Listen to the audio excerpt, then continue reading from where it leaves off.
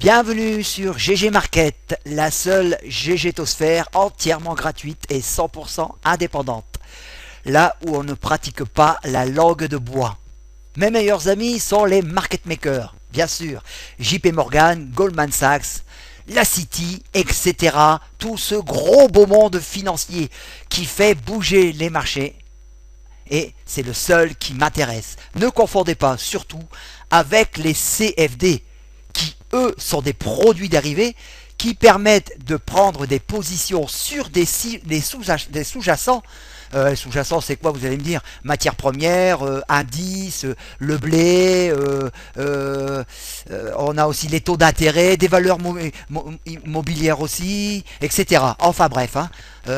Donc les CFD sont des produits potentiellement très lucratifs avec une faible mise initiale, mais représentant un certain niveau de risque, hein, et surtout n'étant pas listés à la bourse de Paris, mais seulement accessible chez des courtiers spécialisés. Voilà, qu'on vous appelez market maker ou broker aussi. Donc c'est plutôt des courtiers spécialisés. Voilà.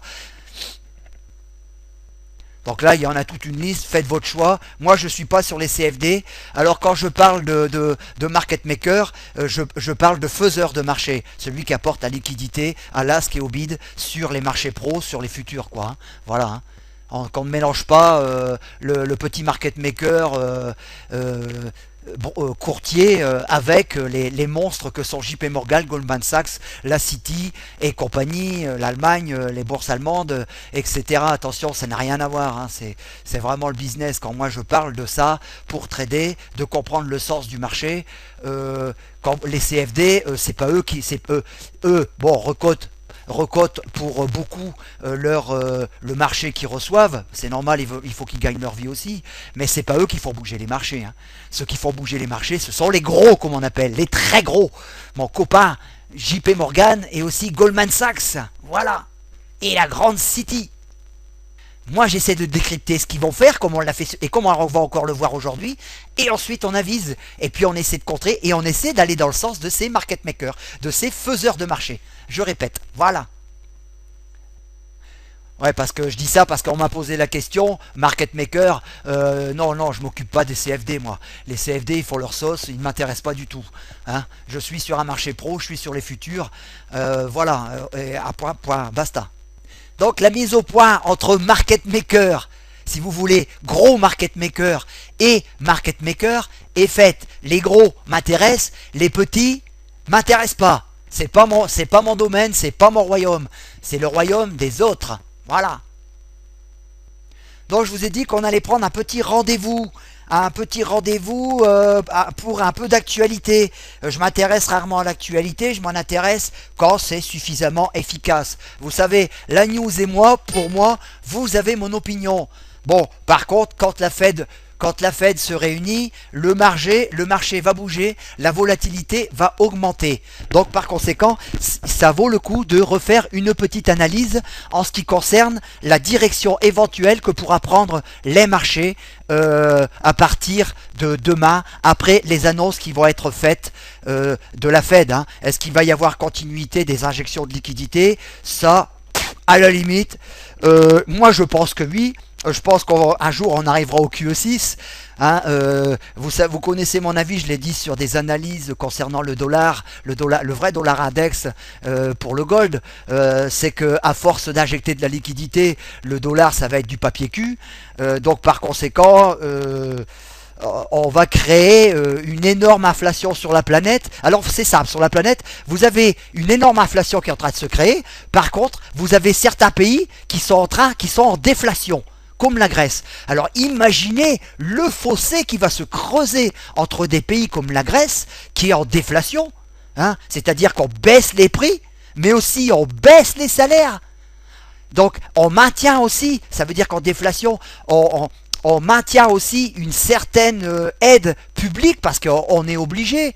Ensuite, comment trouver l'argent? Ah ben, on crée des nouveaux impôts. Imaginez, en déflation, on ne peut pas s'en sortir. Je vais même dire, c'est encore pire que l'inflation.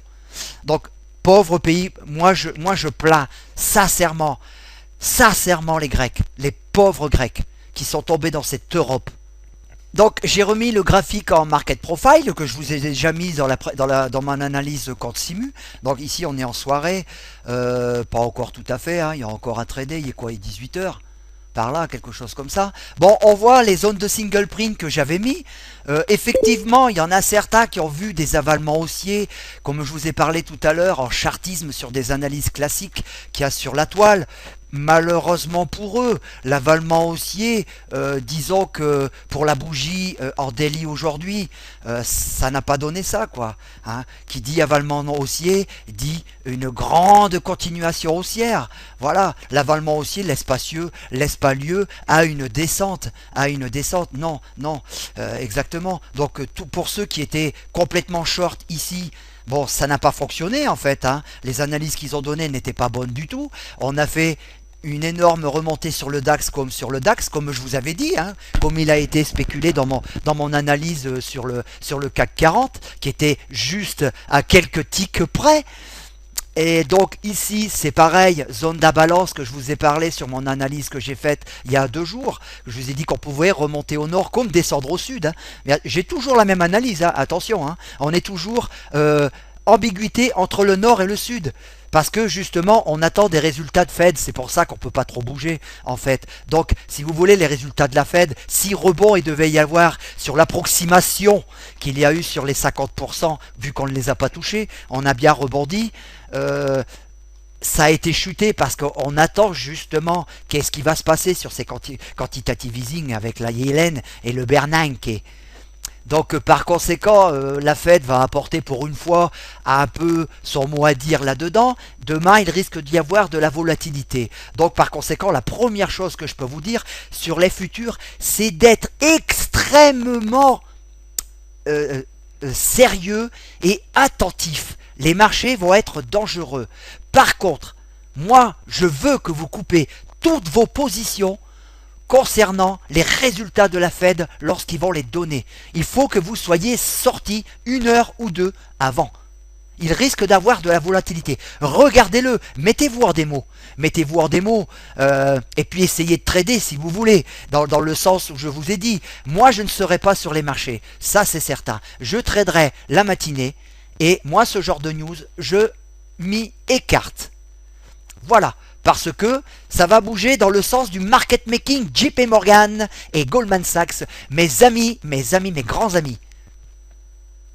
Donc sur le Daxu, qu'est-ce qu'on peut dire? C'est qu'après avoir tracé mes zones de single, on était à peu près sur les 80, 91, 24. Bon, je vous ai dit qu'il y a de fortes chances que le prix soit rappelé déjà par le premier single. On a eu réjection. J'ai vu que Sylvie a pris 3 ticks. Bon, moi avec un trailing stop dès le contact des 1103, j'ai mis un trailing stop. Je suis reculé en drawdown que de 2 ticks simplement, que 2 ticks. Pour vous dire que la réjection sur les singles, c'est beau, hein. Attention, ce ne sera peut-être pas toujours le cas. C'est pas une science sûre, mais ça marche bien. Vous avez un stop, hein. Ne l'oubliez pas et ne vous amusez pas à reculer votre stop. Hein.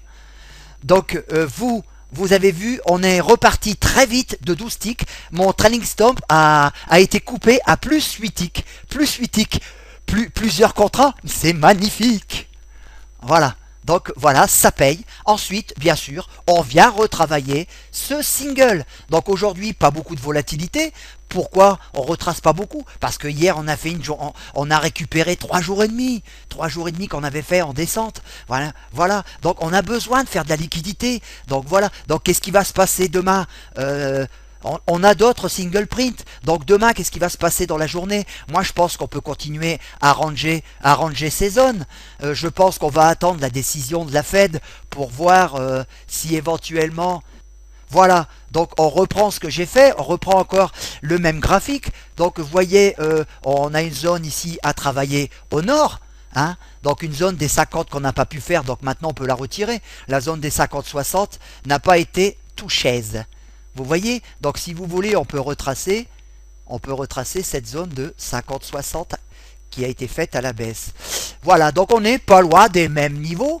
Hein. En fait, Voilà donc pour toucher pour toucher les environs des 50, il faudra arriver vers les 9002, dans la zone des 9002, donc quasiment la zone de la réjection.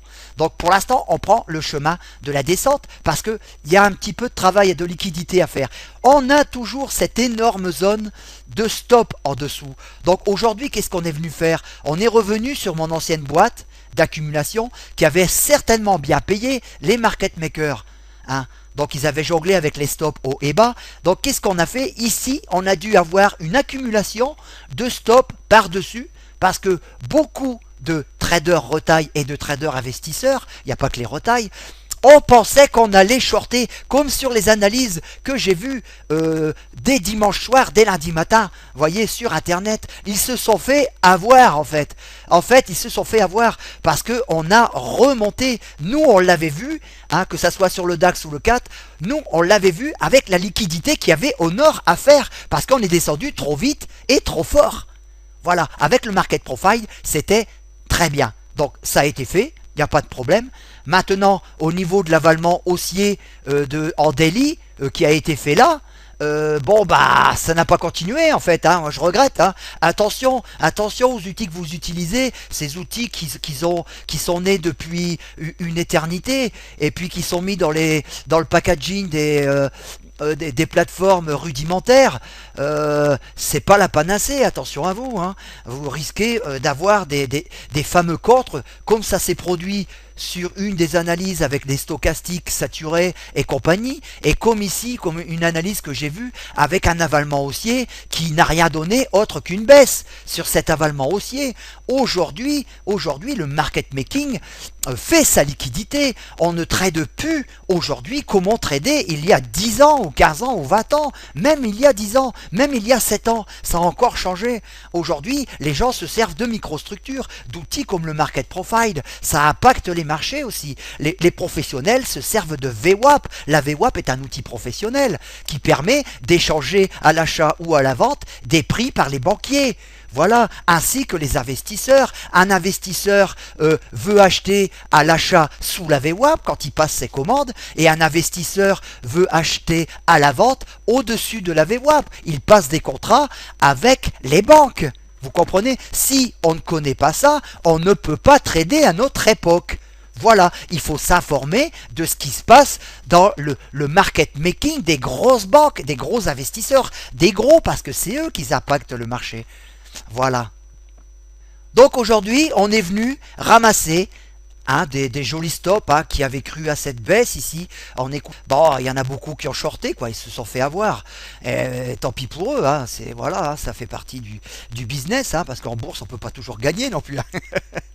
Voilà, donc bon là on est remonté, donc là pour ceux de la ravalement haussier c'est redescendu, ça a fait l'inverse en fait, que ça soit sur celui qui était baissier où ça n'a pas fonctionné, ou celui qui était haussier que ça n'a pas continué, c'est pareil. Bon maintenant, demain on a la Fed, alors qu'est-ce qui risque de se passer?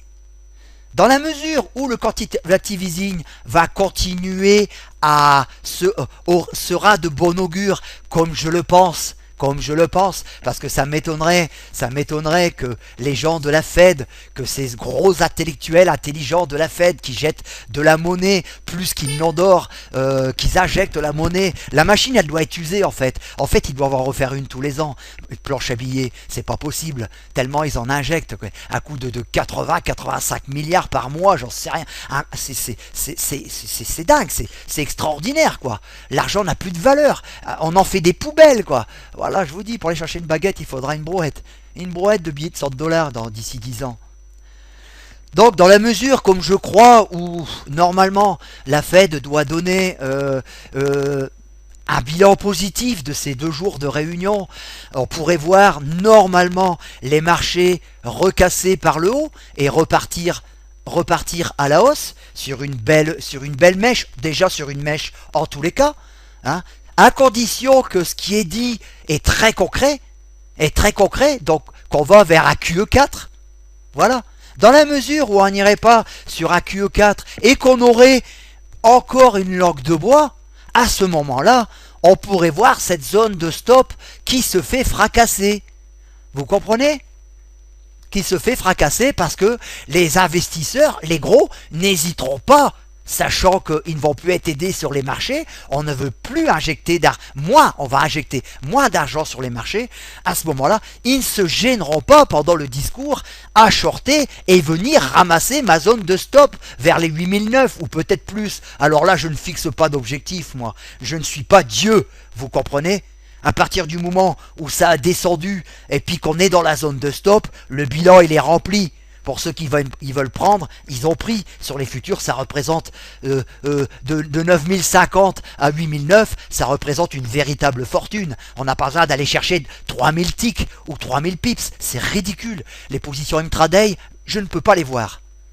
Donc maintenant, venez pas me demander ce que Bernac ou Yellen vont dire de ce qui va se passer à la Fed. Alors j'en sais nullement rien et je m'en fous en fait. Je m'en fous, j'ai ma petite idée.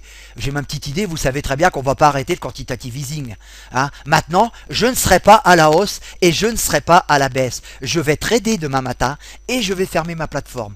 C'est ce que je vous invite à faire. Ne faites pas les cosaques sur les marchés pendant la Fed ou à FOMC ou tout ce que vous voulez. Ne jouez pas les durs, les marchés vont vous fracasser. Prenez les banderilles que je vous dis comme chaque jour, c'est pour ça que je voulais vous avertir. Laissez tomber cette news. Écoutez pour votre information personnelle, écoutez pour votre information personnelle ce qui va être dit sur l'économie mondiale, parce que la Fed, c'est une des news les plus importantes, en fait, avec les FOMC, les bilans des FOMC. Nos amis Bernac et Yellen vont dire ce que tout le monde attend, comme d'habitude. S'ils tiennent encore une langue de bois, peut-être les marchés vont les sanctionner. Hein, s'ils ne sont pas assez précis, parce que je pense que cette fois-ci, ils ont intérêt à être précis dans leurs aventures. Hein, dans leur économie future, ils ont intérêt à apporter des précisions au market making, aux grosses banques, parce qu'ils attendent des réponses cette fois-ci. Donc, ça risque, je pense que ça peut bouger. Voilà, c'est tout ce que je voulais vous dire sur l'analyse, surtout de vous mettre en garde, hein, de trader le matin et ensuite d'arrêter de trader. Sortez des marchés, vous allez l'index VIX qui va bouger dans tous les sens, il va se mettre à branler en haut comme en bas, les gens, c'est l'émotion, les gens vont se laisser avoir par leur émotion. Demain, c'est la journée de perte de beaucoup d'argent. Les gens, beaucoup de retail vont perdre de l'argent parce qu'ils vont se laisser entraîner par des analystes, ils vont se laisser entraîner par leur émotion, parce qu'ils vont se laisser entraîner par les graphiques qu'on leur met sous le nez, ils vont se laisser entraîner par des outils dépassés, ils vont se laisser entraîner par n'importe quoi. Voilà, même avec des outils ultra perfectionnés, moi je ne traderai pas. Je sors du marché à 11 heures, je ne suis plus sur les marchés. Voilà ce que je voulais vous dire comme petite analyse. On va dire 24 ou 48 heures après ces annonces, on pourra repartir sur un marché haussier ou baissier normal, mais pas avant. Pour l'instant, il faut avaler la pilule et la digérer. Au revoir et bonne nuit.